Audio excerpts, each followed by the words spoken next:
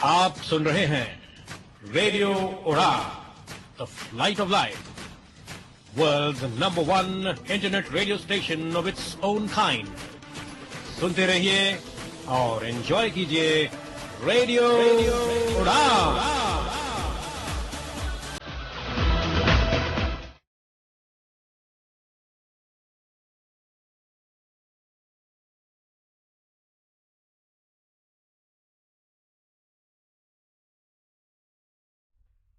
Welcome welcome welcome. Radio उड़ान के सभी श्रोताओं का बुक वर्ल्ड में बहुत बहुत बहुत स्वागत है। You are listening to Book World with your favourite bookworm Vikas Munot. दोस्तों, मुझे उम्मीद है that you are the pink of health और सब मज़े में हैं। वो मुझे पूरे यकीन के साथ मैं कह सकता हूँ, मुझे पूरी उम्मीद है। और मुझे ये भी पूरी उम्मीद है कि आपको हमारे शोज़ बहुत पसंद आ रहे हैं और आशा करता हूँ कि आगे वाले शोज़ भी आपको ऐसे ही पसंद आते रहेंगे, आपको एंटरटेन करते रहेंगे, आपकी नॉलेज को बढ़ाते रहेंगे। तो चलिए इसी उम्मीद और आशा के साथ शुरू करते हैं आज का हमारा एपिसोड। तो जैसा कि आप जानते हैं दोस्तों, हम पढ़ रहे हैं India's most haunted, a collection of horror short stories by के हरि कुमार। तो पिछले 4 एपिसोड्स में हमने मतलब बहुत सारी कहानियाँ पढ़ी हैं। आज कुछ और कहानियाँ पढ़ेंगे और मोस्ट प्रोबेबली अगला हमारा जो शो होगा वो इस बुक का आखिरी एपिसोड होगा। तो चलिए शुरू करते हैं आज की पहली कहानी।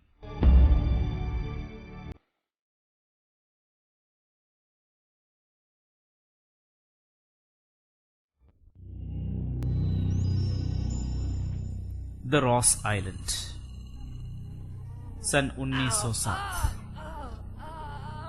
एक आदमी की बहुत जोर जोर से चीखें सुनाई दे रही थी, मगर आसपास वाले लोगों को ये कहा गया था कि वो उसे थोड़ा भी ध्यान न दें और उस तरफ ना जाएं। ब्रिटिश एम्पायर जब एक्सपैंड हो रहा था, उसका विस्तार हो रहा था, तो भारत सहित कई देशों पे उसका कब्जा था।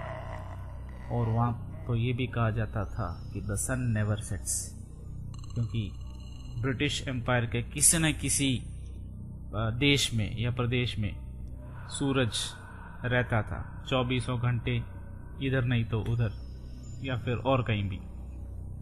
That is why they got the name that no Britain is a land where the sun never sets. तो जब ब्रिटिश अपनी एम्पायर का एक्सपेंशन कर रहे थे तो बहुत सारे जुल्म ढाए उन्होंने लोगों के ऊपर। हमें जो इतिहास दिखाता है या पढ़ाता है या बतलाता है वो तो कुछ कहानियां हैं, मगर कुछ और कहानियां हैं जिनको दबाने की पुरजोर कोशिश की गई और बहुत सारी कहानियां दब भी गईं, मगर कुछ कहानियों को दबाने में अंग्रेज नाकाम रहे। वैसी एक कहानी है द रॉस आइलैंड की। उस दिन से यानी 1907 के उस दिन से 50 साल पहले रॉस आइलैंड नाम का एक आइलैंड था। उसके आसपास 2 और आइलैंड्स थे, जहां सन 1858 में ब्रिटिश गवर्नमेंट ने यह फैसला किया कि कैदियों के लिए वहां जेल बनवाएंगे। जिसे भी देशद्रोह का गुनहगार माना जाता था उसे इन जेलों में बंद कर दिया जाता था। तकरीबन 300 कैदी 1858 में रॉस आइलैंड की जेलों में बंद थे। यहाँ की सुविधाएं इतनी बदतर थी कि आधे से ज्यादा कैदी मलेरिया और न जाने क्या क्या अन्य बीमारियों से पीड़ित होकर अपनी जान गंवा बैठे। वहां कैदियों से बहुत ही कठिन काम करवाया जाता था। वहाँ जो ऑफिशियल्स थे, ब्रिटिश ऑफिशियल्स, उनके रहने के लिए जो घर बनवाने थे वो इन्हीं कैदियों से बनवाए जाते थे। बहुत खून पसीना बहाने के बावजूद, उनके हुक्म बजाने के बावजूद ऐसा कभी भी नहीं हुआ कि कोई वापस वतन लौट के आया हो। कोई भी कैदी चाहे कितनी भी अच्छी तरह से अंग्रेजों के साथ पेश आए, मगर वो अपनी जिंदगी में कभी वापस भारत नहीं आया। इन अंग्रेजों के सिपाहियों में बहुत सारे हमारे देसी सिपाही थे और उनमें एक नाम था ओम प्रकाश मिश्र, जो एक 35 साल का नौजवान कह लीजिए, अधेड़ उम्र का इंसान कह लीजिए, आपका प्रेफरेंस है वो। तो वो इंसान बहुत ही एक वफादार सिपाही था। उसे अंग्रेजों का तरफदार माना जाता था और इसी कारण से उसके अन्य साथी उससे नफरत करते थे और उन्हें लगता था कि ओम प्रकाश देश के साथ गद्दारी कर रहा है। मगर ओम प्रकाश के इरादे तो कुछ और ही थे। उसने कड़ी मेहनत की और तकरीबन 8-10 साल से अंग्रेजों के हुक्म बजा बजा के उनके साथ अपना उठना बैठना सब कुछ इतना बिठा लिया, तालमेल बिठा लिया कि अंग्रेजों को ये यकीन दिलाने में सफल हो गया कि ओम प्रकाश मिश्र अंग्रेजों का ही तरफदार है और उनके खिलाफ कतई नहीं जा सकते।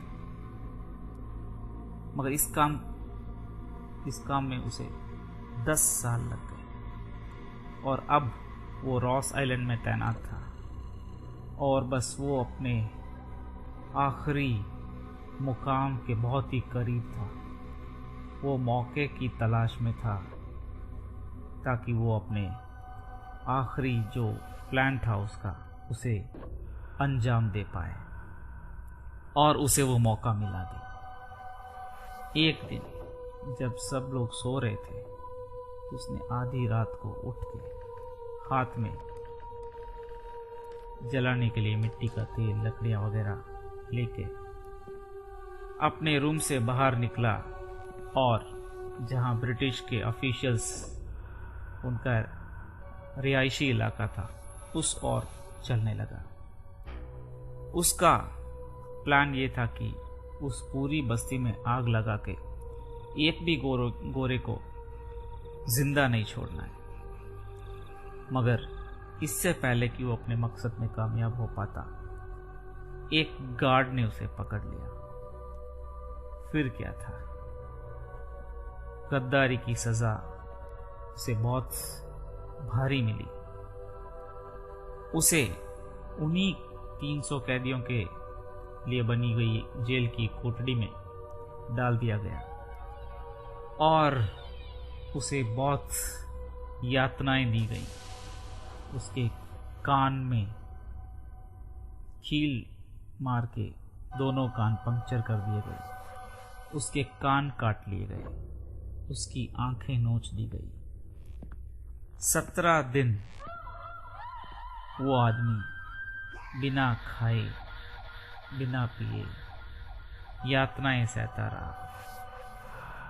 जब उसने खाने के लिए इनकार कर दिया तो उसी के मल को अंग्रेजों ने अपनी फिजिकल पावर से उसी के मुंह के अंदर ठूंस के उसे और यातनाएं देनी शुरू कर दी। और 17 दिन के बाद, 16 रातों के बाद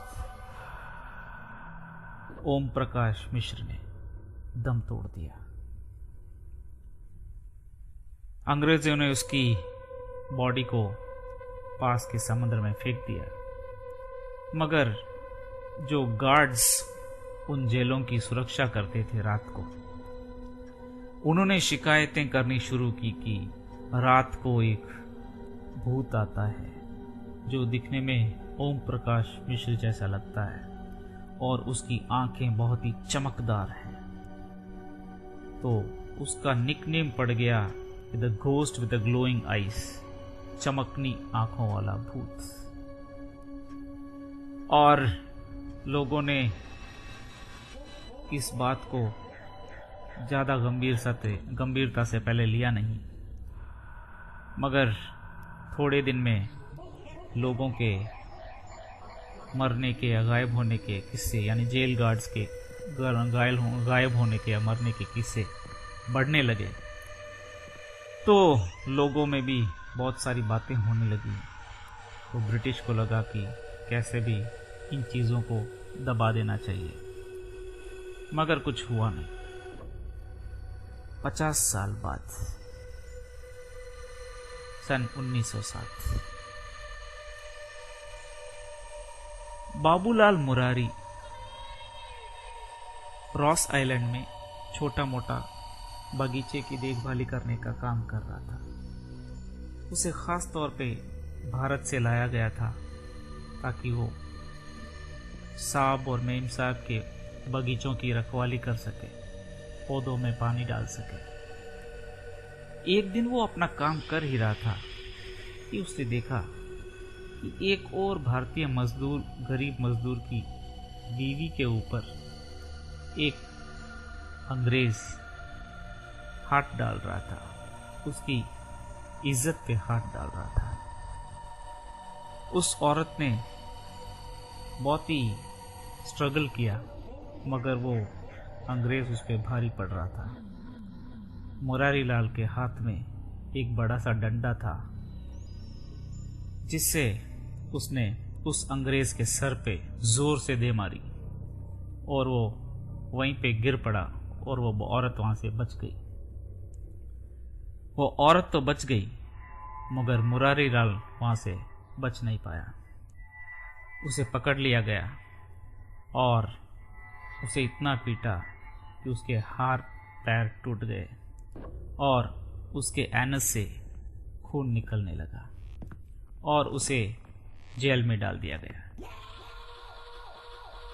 वो वही कोठड़ी थी, वही छोटी सी, जहां पे 50 साल पहले ओम प्रकाश ने दम तोड़ा था। मुरारी लाल को उस कमरे की हिस्ट्री बहुत अच्छी तरह से पता थी। उसे बहुत डर लग रहा था, क्योंकि जैसे जैसे रात हो रही थी, सिक्योरिटी गार्ड्स उस रूम से थोड़े दूर खड़े होने लगे। मुरारी लाल अपनी जगह से उठ भी नहीं पा रहा था और उसे पता था कि अगर खून रुका नहीं तो वो अगले दिन की सुबह नहीं देख पाएगा। तभी उसने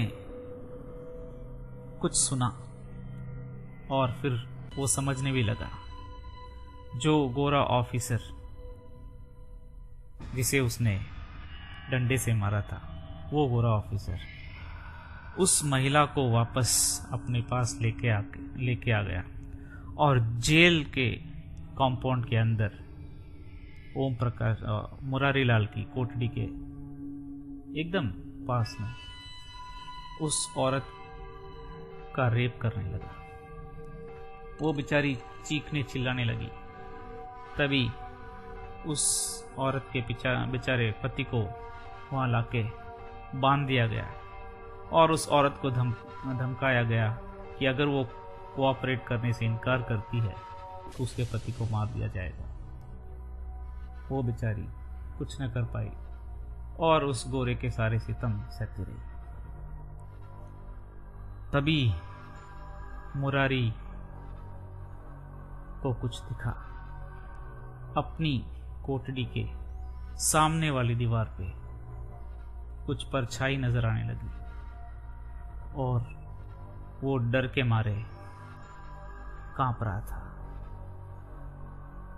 और थोड़ी देर में वो परछाई एक इंसान का, ऑलमोस्ट इंसान का रूप लेके उसके सामने खड़ी थी और उसकी आंखों में वही चमक।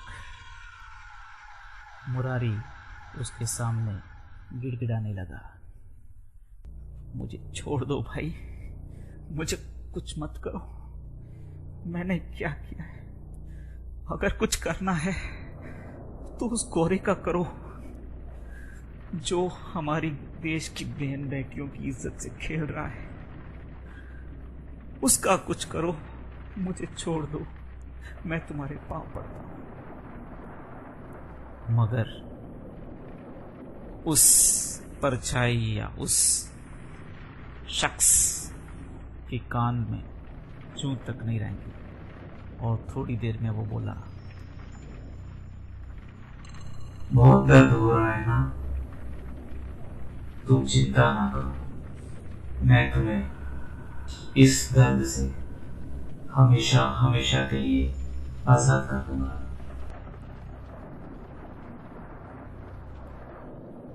अगली सुबह जब सूरज उगा और वो जेलर जो उस औरत का रेप कर रहा था उठा, तो उसने अपने बगल में लेटी हुई उस औरत को लात मार के वहाँ से भगा दिया। और फिर उसने देखा कि जो जेल का वो जो कमरा था वहाँ पे जहाँ पे मुरारी लाल बंद था, उसका दरवाज़ा खुला था। मगर मुरारी लाल उस कमरे के कोने में लेटा पड़ा था। जैसे ही वो अंदर गया, उसने मुरारी लाल को एक लात मारी और बहुत बद्दी बद्दी गालियां देने लगा और उसे उठने को कह रहा था। जब मुरारी लाल उठा नहीं तो उसने उसे टर्न करके उसका मुंह अपनी ओर मोड़ के देखा, तो वो शॉक रह गया, क्योंकि मरने वाला मुरारी लाल नहीं था। उसका चेहरा तो एक बहुत ही बूढ़े आदमी की तरह दिखाई दे रहा था। और जब वो डर के मारे मुड़ के बाहर भागने के लिए तैयार हो रहा था, 2 ही कदम उसने आगे बढ़ाए होंगे, तब रूम का दरवाजा बहुत ही जोर से बंद हुआ। और अगले 17 दिन तक वो चीखता रहा, चिल्लाता रहा, मगर कोई भी उसके पास आ नहीं पाया, क्योंकि वो रूम सील हो गया था। इसलिए बाहर वाले भी उसकी कोई मदद न कर सके। ये सब चीज़ें देख के ब्रिटिश के जो हायर ऑफिशियल्स थे वो बहुत घबरा गए। और चूँकि पहले से ही लोग भूत और आत्माएं भटकने की बातें कर रहे थे, वो नहीं चाहते थे कि ये सब कहानियाँ, जो टॉर्चर की कहानियाँ हैं, वो बाहर जाएं और दुनिया में ब्रिटिश का नाम खराब हो। ये सब सोचते हुए उन्होंने उस पूरे जेल को ही, पूरे कॉम्पाउंड को ही जला डाला। आज भी उस घटना के इतने साल बाद, 100 सालों से ज़्यादा हो चुके हैं, रॉस आइलैंड अभी भी वहाँ पे बिल्डिंग्स हैं, टूटी फूटी, आधे अधूरे स्टेज में, मगर वहाँ पे इंसानों का बसेरा नहीं है। मगर कहते हैं कि आज तक अगर कोई रातों में वहाँ जाए तो बहुत सारे लोगों को रोती, बिलखती, चीखती, चिल्लाती आवाज़ें सुनाई देती। दोस्तों, इससे पहले कि हम अगली कहानी की ओर बढ़ें, let us halt for a small little break and we'll be right back with you. Stay tuned to Radio Udan, a flight of life.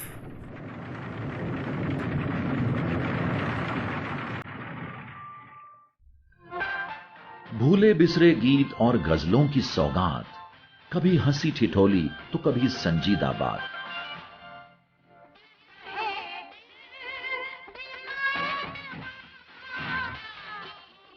कुछ पल जिंदगी के सुकून से काटिए, क्लासिक कारवां सुनिए कबीर के साथ। हर शनिवार रात 9 बजे सिर्फ रेडियो उड़ान पर।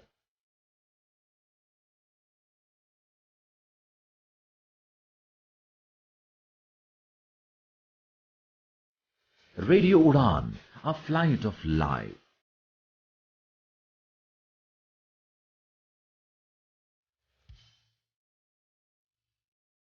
प्रेम नाम है मेरा, प्रेम चोपड़ा। प्रेम चोपड़ा नाम है जी मेरा। आप सुन रहे हैं radio Udaan, the flight of life. आज ही अपने मोबाइल फोन पर प्ले स्टोर या फिर ऐप स्टोर से डाउनलोड करें रेडियो उड़ान का ऑफिशियल ऐप और सब्सक्राइब करें रेडियो उड़ान का यूट्यूब चैनल। ज्यादा जानकारी के लिए लॉग ऑन करें www.radioudan.com। Happy listening.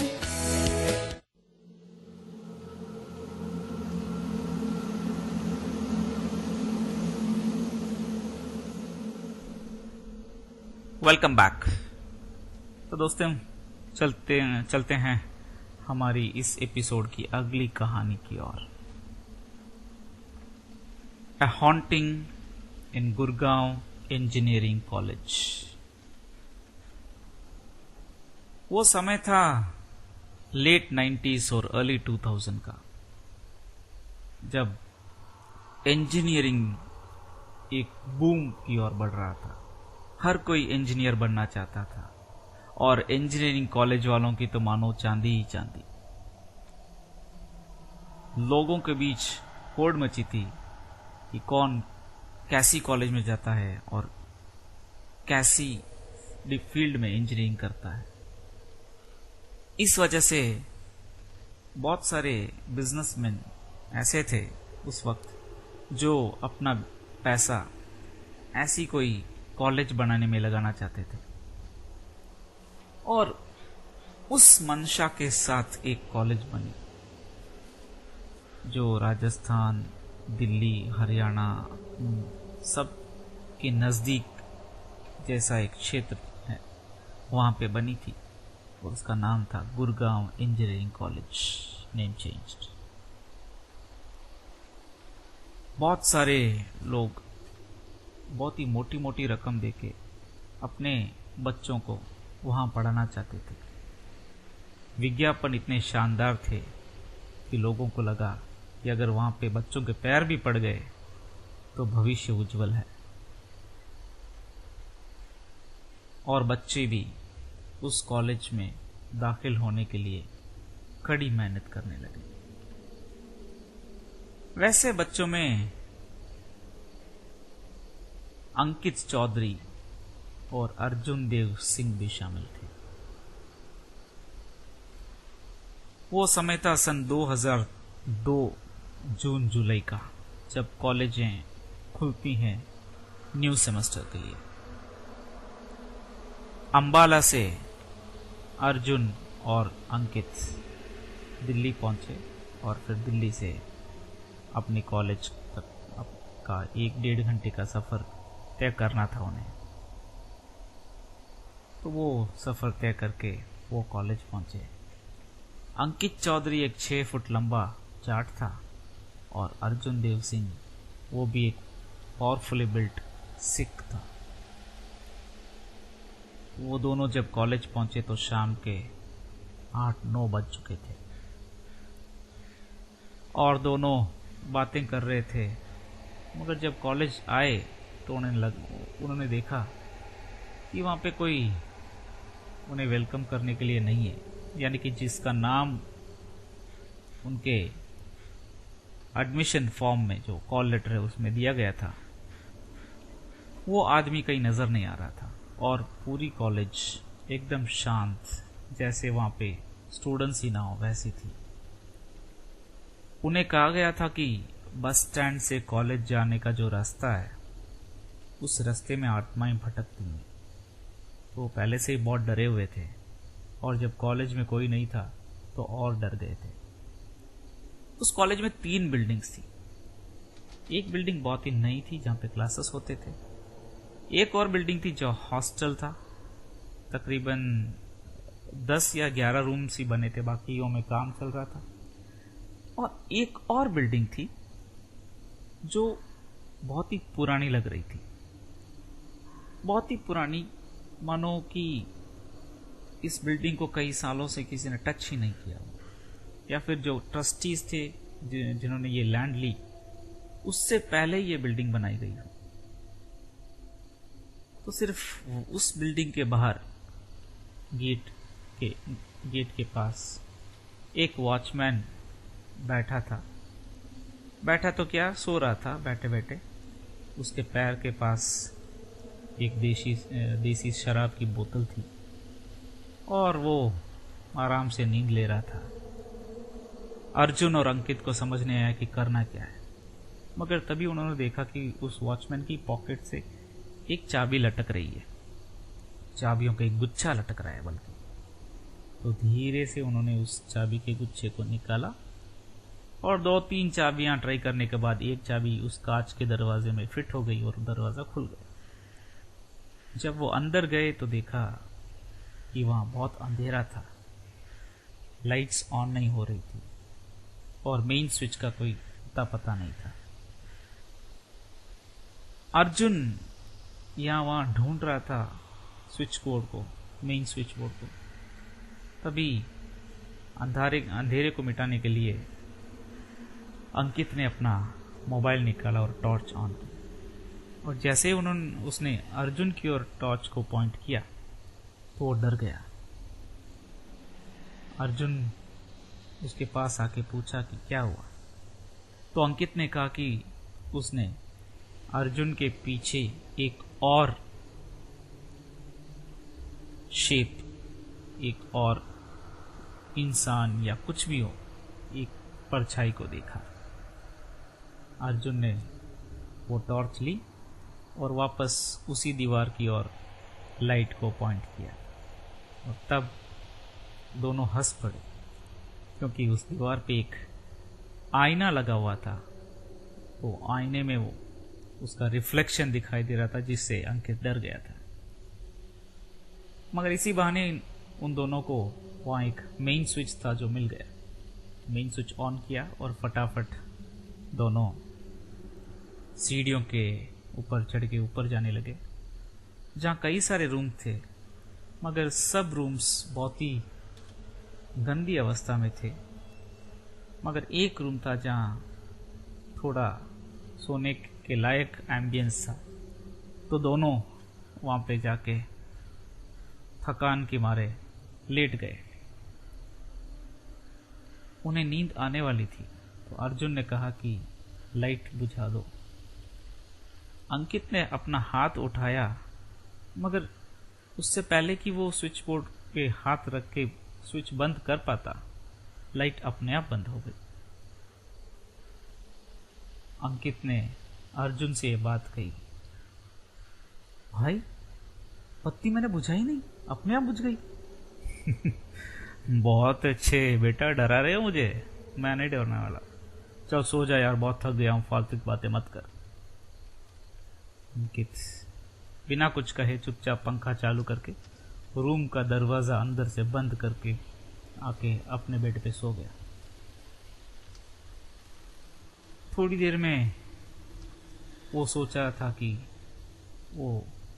उसे नींद आ जाएगी, मगर कुछ उसे सुनाई दे रहा था, जैसे कि पास वाले कमरों में कुछ हलचल हो। तो इस वजह से वो सो नहीं पा रहा था, और थोड़ी देर में दरवाजा धीरे से कोई खटखटाने की आवाज आई। अंकित उठा। अर्जुन तब भी सो रहा था। उसने दरवाजा खोलने के लिए दरवाजे के पास गया, मगर दरवाजा तो पहले से ही खुला था। उसको पूरा यकीन था कि उसने दरवाजा अंदर से बंद किया, मगर पता नहीं दरवाजा कैसे खुला। जैसे ही उसने बाहर झांक के देखा तो कोई उसके रूम को क्रॉस करके पास वाले रूम में जा रहा था। अंकित फटाफट दरवाजा बंद करके अपने बेड पे आके सो गया और चादर से अपने आप को कवर कर लिया। तभी थोड़ी देर में उसे लगा कि उसके पैरों को किसी ने छुआ है और वो फटाफट उठ के बैठ गया।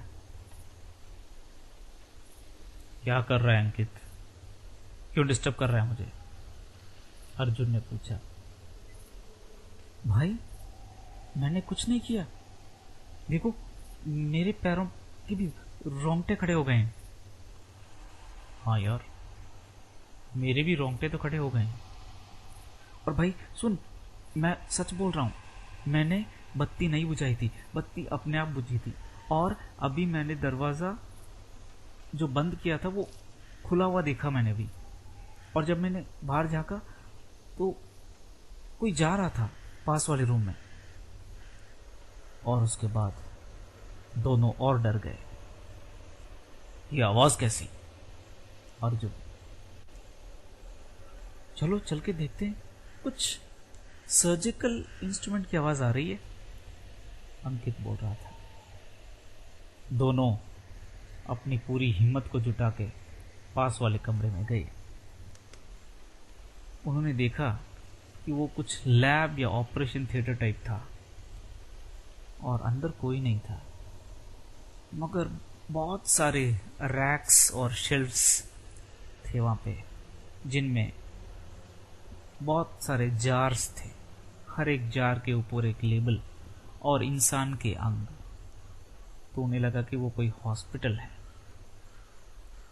पहला जार जिसमें केमिकल में एक हार्ट, इंसान का दिल था, उस पे लेबल लिखा हुआ था A01 अंकित शर्मा 1997। अरे क्या ये 5 साल पुराना है?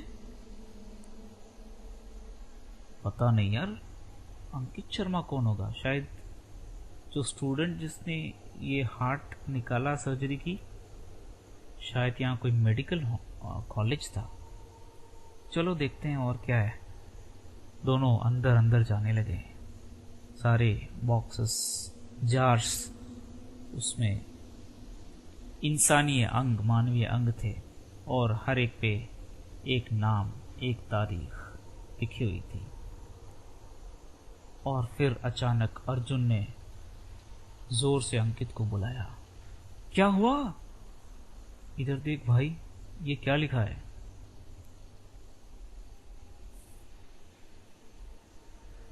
नवंबर 2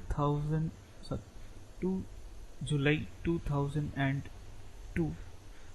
अरे ये तो आज की डेट है। नाम क्या लिखा है भाई? अर्जुन ने पूछा। अंकित चौधरी। चलो यार, यहां से भाग निकलते हैं।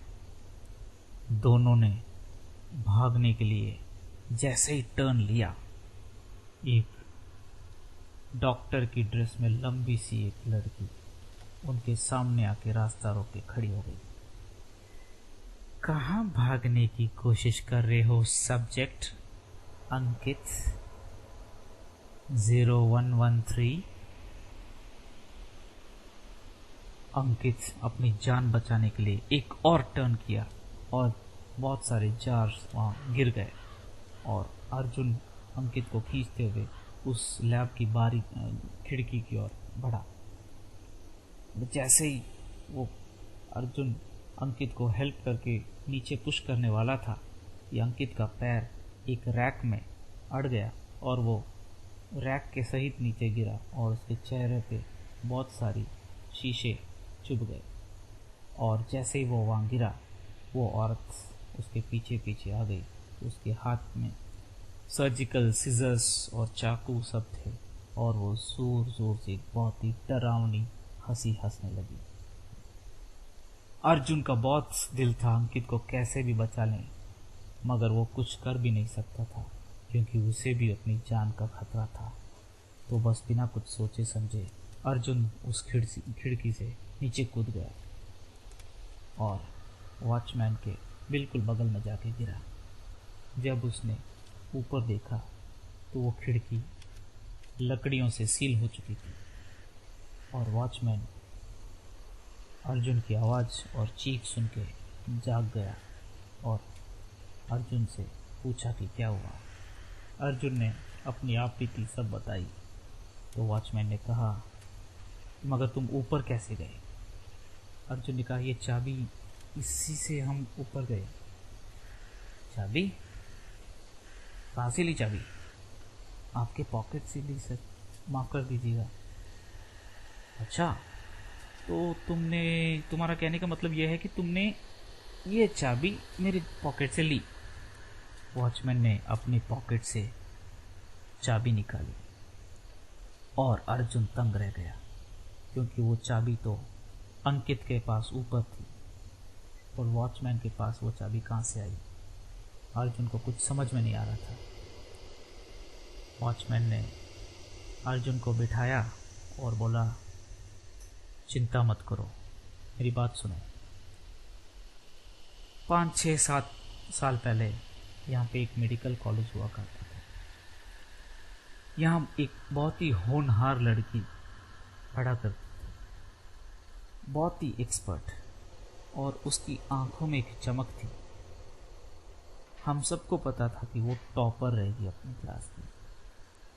मगर जैसा कि उस उम्र में अक्सर होता है, उस लड़की ने किसी से प्यार किया, मगर वो आदमी गलत निकला। अपने प्यार के रिश्ते की बदौलत वो लड़की माँ बनने वाली थी। जैसे ही उसने अपने बॉयफ्रेंड को वो बात बताई, तो वो एक मौके की तलाश में था। जब दिवाली की छुट्टियों में सब लोग चले गए, ये दोनों ऊपर लैब में गए और वहाँ उस लड़के ने उस लड़की के पेट को खोल के और उस अंदर वाले फीटस को मार दिया, मगर उसी प्रोसेस में उस लड़की की भी मौत हो गई। क्या उस लड़के का नाम शुभम शर्मा था? हाँ, मगर तुम कैसे जानते हो? क्योंकि हमने अभी ऊपर देखा था, उस एक जार में एक दिल था और उसके ऊपर नाम लिखा था शुभम शर्मा का। हाँ, वही उसका नाम था। अगले छुट्टियों के बाद सबसे पहले वही आया और बहुत जल्दी ऊपर लैब में गया, क्योंकि जब उसकी गर्लफ्रेंड की मौत हो गई, उसने उस जार के सारे स्पेसिमेन को बाहर कहीं फेंक के ड्रेनेज में, उसके बदले उस लड़की के सारे अंग डाल दिए और उसमें केमिकल डाल दिया। तो उसे चेक करना था कि उसका किया हुआ सारा काम बराबर है या नहीं। वो लड़का लैब के अंदर तो गया, मगर बाहर नहीं आया कभी। और उसके बाद कई सारे लड़कों के गायब होने की खबरें आने लगी और आसपास वाले लोगों में भी बहुत सारी बातें होने लगी, और कॉलेज के लिए अपनी साख बचाना बहुत इम्पोर्टेंट हो गया था, इसलिए उस कॉलेज को बंद कर दिया गया और वहीं पे अभी तुम्हारा ये कॉलेज है। तो दोस्तों, ये थी आज के एपिसोड की सेकंड वाली कहानी, और इससे पहले कि हम अगली स्टोरी की ओर बढ़ें, चलिए एक छोटा सा ब्रेक ले लेते हैं। स्टे ट्यून टू रेडियो उड़ान, ए flight of life.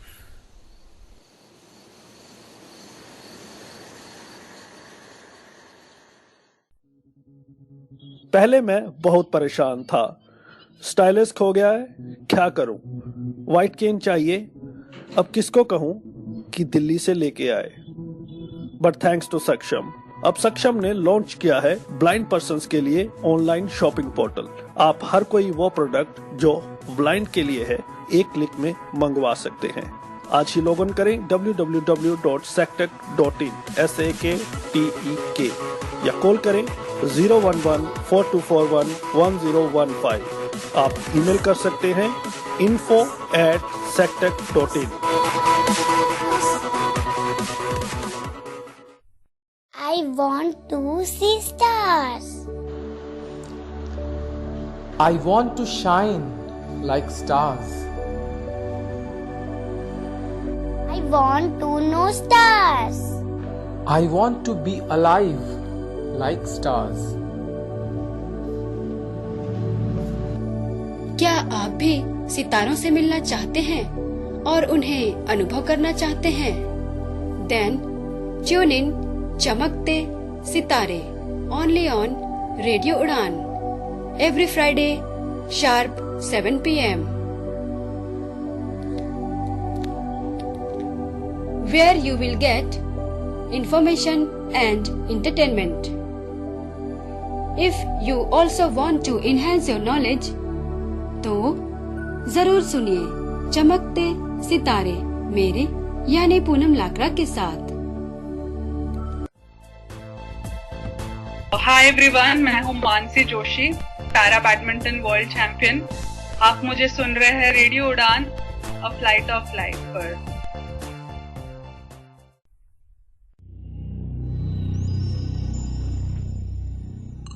Welcome back दोस्तों। तो चलिए सुनते हैं हमारे आज के एपिसोड की अगली कहानी, the strange story of Joy and Maya. Joy और माया की शादी बहुत ही धूमधाम से नहीं बल्कि बहुत ही सरलता सादगी से हुई थी। दरअसल उनकी लव मैरिज थी और घर वालों की मर्जी के खिलाफ हुई थी शादी। जॉय एक फोटोग्राफर था और उसका इनकम कंसिस्टेंट नहीं था। कभी बहुत ज़्यादा पैसा आता था तो कभी कुछ भी नहीं। और दूसरी तरफ माया, उसका एक परमानेंट जॉब था, बैंक में एम्प्लॉयड थी। मगर उन दोनों के दरमियान पैसा कभी भी एक इशू नहीं बना और दोनों बहुत ही हंसी खुशी अपनी ज़िंदगी गुजार रहे थे। गोवा की हसीन उस एम्बियंस में उनका घर था और उनका प्यार दिन ब दिन नए आयाम छू रहा था। तो ऐसे ही एक दिन वो दोनों शाम को समंदर के किनारे यानी बीच पे गए और वहाँ पे कुछ हसीन पल बिताए। और तभी माया वहीं पे समंदर किनारे उस मिट्टी पे बैठ के अपने हाथों में बहुत सारी मिट्टी लेके धीरे धीरे अपनी उंगलियों के बीच में जो गैप्स होती हैं उनसे नीचे छोड़ रही थी। उसको मिट्टी से यूं खेलता देख जॉय ने उसके कई सारे फोटो खींचे। और तभी एक बार उसने मिट्टी जब ली हाथ में तो जॉय ने उस मिट्टी के अंदर कुछ चमकदार चीज देखी।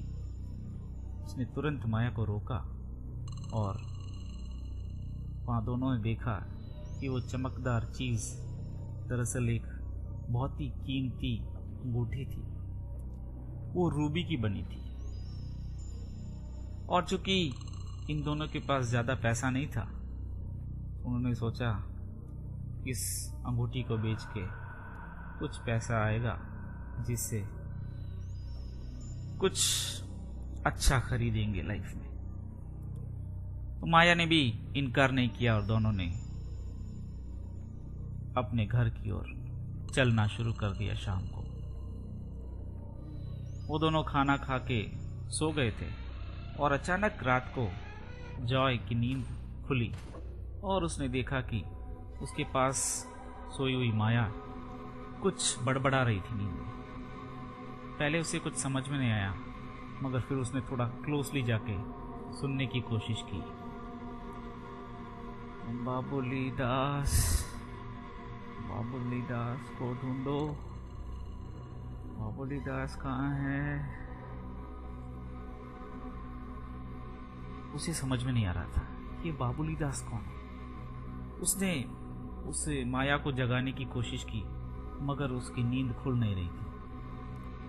उसका बदन ठंडा पड़ रहा था और पसीना आ रहा था उसके माथे पे। तभी ऊपर एक डॉक्टर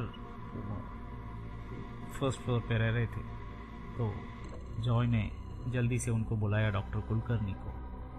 और डॉक्टर ने भी बहुत कोशिश की मगर कुछ हो नहीं रहा था और पल्स माया की बढ़ती जा रही थी।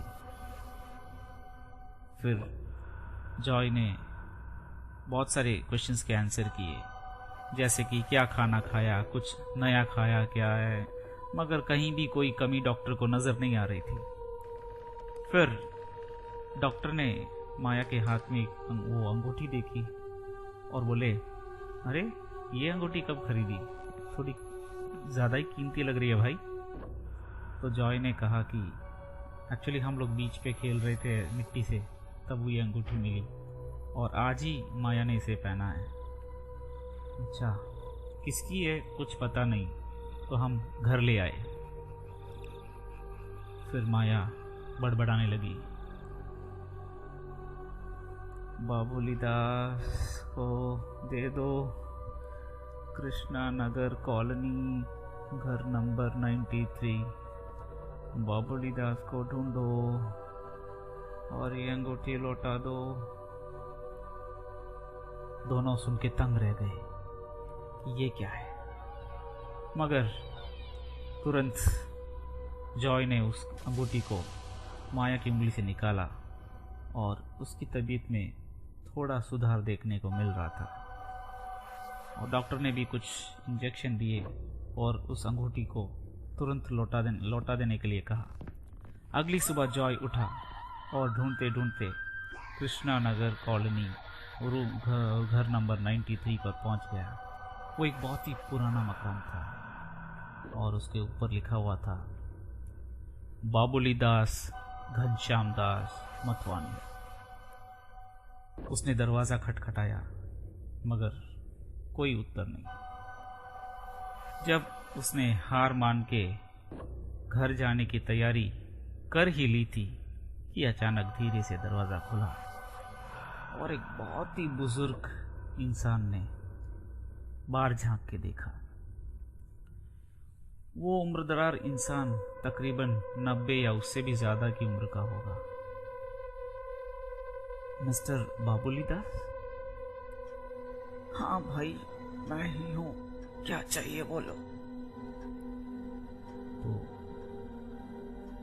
जॉय अंदर गया और उसने पूरी कहानी बताई और इस अंगूठी को उनके हवाले कर दिया।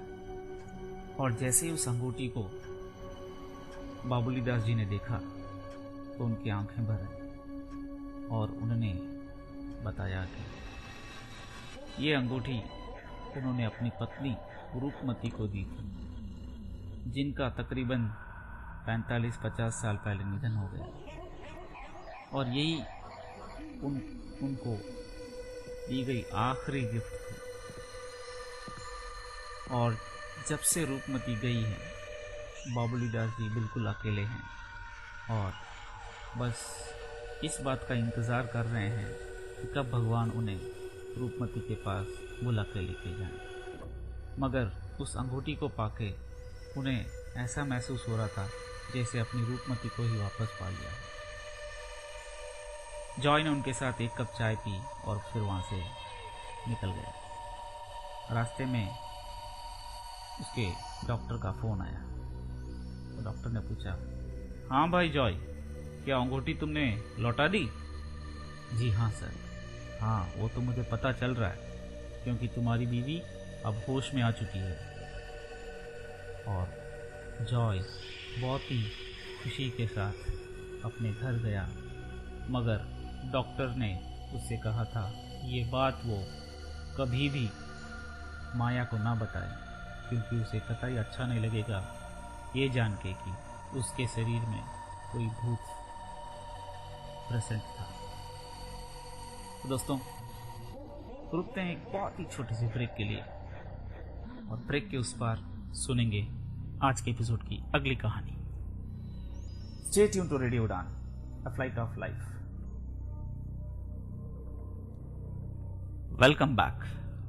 तो दोस्तों, सुनते हैं आज के एपिसोड की संभवतः आखिरी कहानी, A Haunting in a College of Chennai। वो चेन्नई का मिशनरी कॉलेज था, नेम चेंज्ड, और annual inter collegiate cultural fest चल रहा था। क्रिसमस बहुत ही नज़दीक था और क्रिसमस की छुट्टियों से पहले का वो आखिरी वर्किंग डे था। सारे कॉम्पिटिशन्स हो चुके थे, बस प्राइज डिस्ट्रीब्यूशन सेरेमनी यानी वैलिडिक्टरी फंक्शन वो बाकी था। और एक बहुत ही बड़ा सिंगर वहाँ पे एज अ चीफ गेस्ट आया हुआ था। सारे स्टूडेंट्स ऑडिटोरियम में जमा थे सिवाय एक के। इमैनुअल येसुदास अपनी कॉलेज की ऑडिटोरियम को छोड़ के धीरे से सबसे नजरें चुरा के नीचे उतर गया और बॉयज के टॉयलेट के अंदर गया। एक दरवाजे को उसने खटखटाया और धीरे से दरवाजा खुला और अंदर उसकी गर्लफ्रेंड तरंगिनी वहां पे खड़ी थी। जैसे उसने देखा, उसने तरंगिनी को कस के गले लगा लिया। मुझे विश्वास ही नहीं हो रहा था कि तुम आ जाओगी और मेरे लिए इतना बड़ा रिस्क लेने के लिए भी तैयार हो जाओगी। कैसे नहीं आती, मैं तुमसे प्यार जो करती हूँ। मेरे साथ चलोगी? तुम कहीं भी बुलाओ, मैं तो तुम्हारे साथ चलूंगी। इसमें पूछने की क्या बात है? जानना चाहती हो मैं तुम्हें कहाँ ले जाने वाला हूँ? मुझे कोई इंटरेस्ट नहीं जानने में, मैं तो तुम जहाँ ले चलो वहीं चलूंगा। मैं तुम्हें आज जन्नत ले जाऊंगा। ये कह के वो तरंगिनी को अपने बायोलॉजी लैब की ओर लेके गया। वो लैब लॉक्ड थी, मगर उसका पूरा इंतजाम येसुदास ने कर रखा था। उसके हाथ में एक चाबी थी जिससे उसने वो लैब खोला और दोनों अंदर गए। वो तरंगिनी की खूबसूरती की तारीफ कर रहा था और उसके बालों से खेल रहा था। और फिर तरंगिनी से उसने कहा, क्या तुम श्योर हो, तुम तैयार हो जो भी हम करने जा रहे हैं? तरंगिनी बहुत ही शर्मा के बोली, अगर मैं तैयार ना हूं तो तुम बुरा मान जाओगे? पता नहीं। ऐसे कुछ बातें करते हुए फिर वो अचानक किस करने लगे।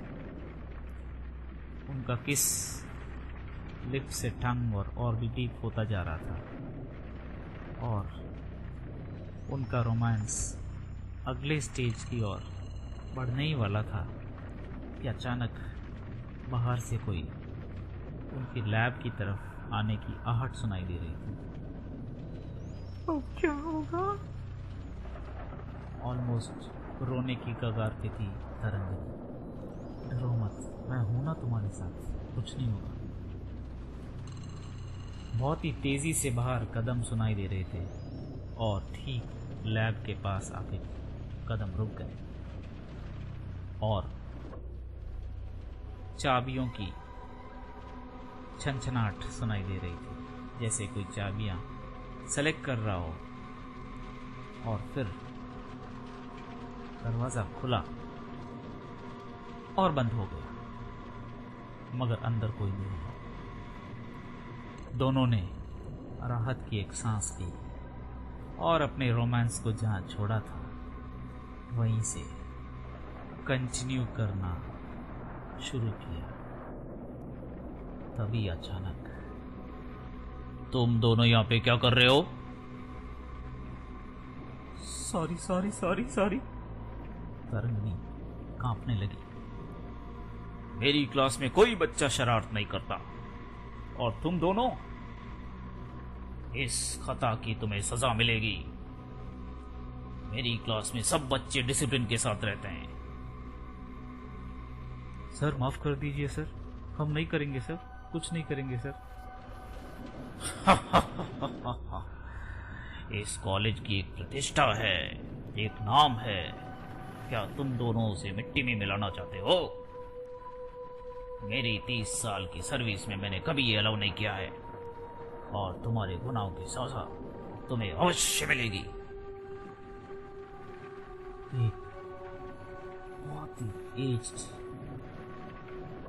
प्रोफेसर उनके सामने, उनकी उम्र शायद 100 से भी अधिक होगी, मगर उनकी आंखों में आईबॉल्स नहीं, सिर्फ छेद थे और दांत बहुत लंबे। उससे पहले कि वो दोनों कुछ समझ सकते, पीछे से दोनों के सर पे कुछ जोर से लगा और दोनों वहीं गिर पड़े। उनकी चीखने की आवाज भी ऊपर ऑडिटोरियम में चल रही म्यूजिक की वजह से दब गई। 15 दिनों के बाद जब कॉलेज खुला तो लैब का असिस्टेंट मुत्तू पहला आदमी था जिसने लैब को खोला, और जब वो अंदर आया तो वहाँ table, chair, paper, pen, pencil सब कुछ इधर तितर पूरे बिखरे पड़े थे, और एक जगह पे खून के बहुत सारे धब्बे। मुत्तू डर गया, और जो मेन टेबल है वहाँ पे जब उसने जाके देखा तो वहाँ पे सिर्फ 2 वर्ड्स लिखे हुए थे, हेल्प अस, और वो भी खून से लिखे हुए थे।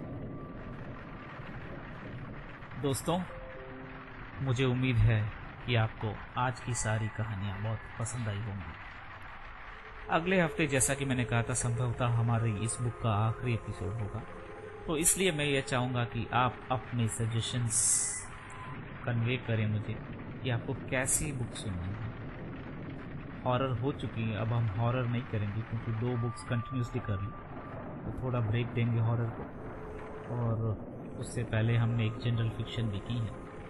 तो आप बता सकते हैं कि आपको कैसा जॉनर सुनना है, तो उस हिसाब से हम बुक्स लाएंगे आपके लिए। Stay tune to radio Udaan, stay connected, be safe and always be happy. Take care, bye bye, until we meet next week.